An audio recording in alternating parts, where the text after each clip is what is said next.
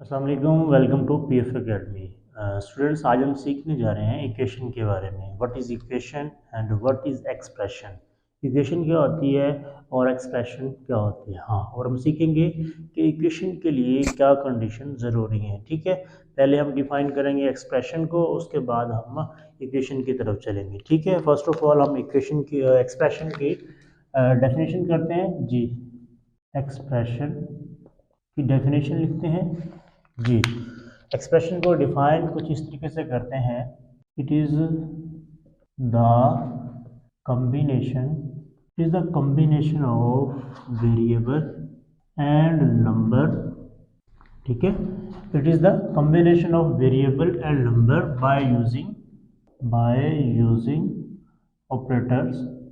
अब mathematically operators कौन कौन से हैं हमारे पास? डिवीजन है, ठीक है, डिवीजन का सिंबल, उसके बाद मल्टीप्लिकेशन मल्टीप्लिकेशन का symbol, and then addition, addition का सिंबल, एंड सब्ट्रैक्शन।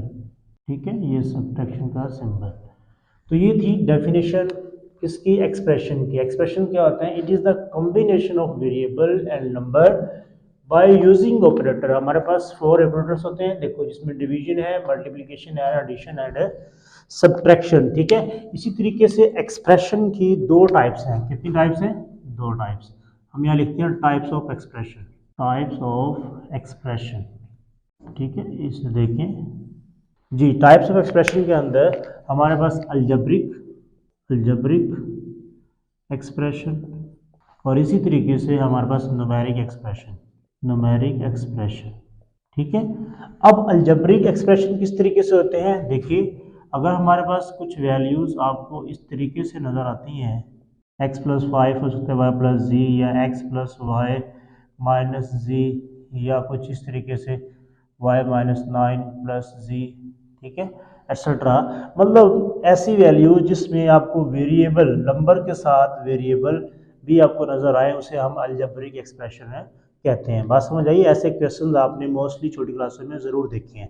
अब देखिए, इधर न्यूमेरिक नंबर से है, जस्ट इसमें क्या होते हैं, इसमें नंबर्स आपको अगर कुछ इस तरह की वैल्यू नज़र आती हैं जिसमें आपके पास जस्ट नंबर है, ठीक है, तो इट्स मीन ये क्या है जी? न्यूमेरिक एक्सप्रेशन है। ठीक है, ये न्यूमेरिक एक्सप्रेशन है। ठीक है, अलजेब्रिक एक्सप्रेशन में वेरिएबल का होना ज़रूरी है, और न्यूमेरिक एक्सप्रेशन में जस्ट नंबर होते हैं और ऑपरेटर होते हैं। ठीक है, अब ये था अलजेब्रिक एक्सप्रेशन, ये है न्यूमेरिक एक्सप्रेशन।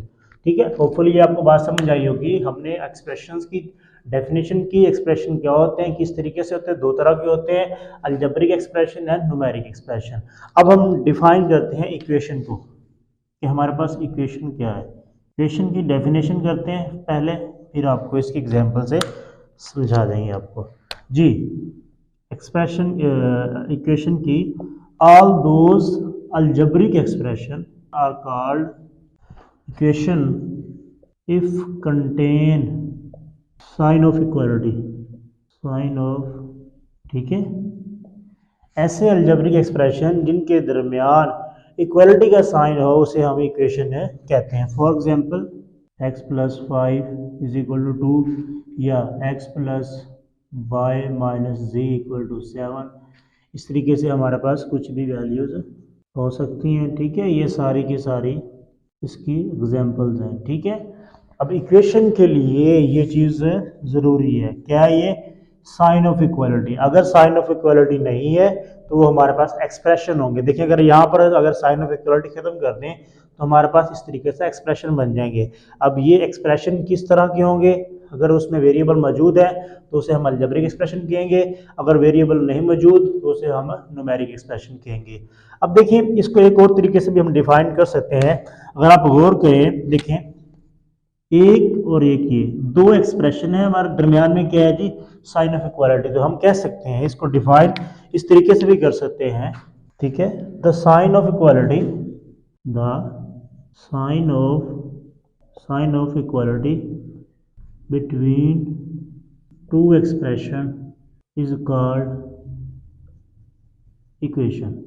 ठीक है, होपफुली ये बातें आपको समझ आई होंगी। हमने पहले हमने एक्सप्रेशन को डिफाइन किया, उसकी टाइप्स को एक्सप्लेन किया, उसके बाद हमने इक्वेशन को डिफाइन किया। इक्वेशन की दो तरह की डेफिनेशन मैंने बताई है, दोनों ठीक हैं, आप कर सकते हैं।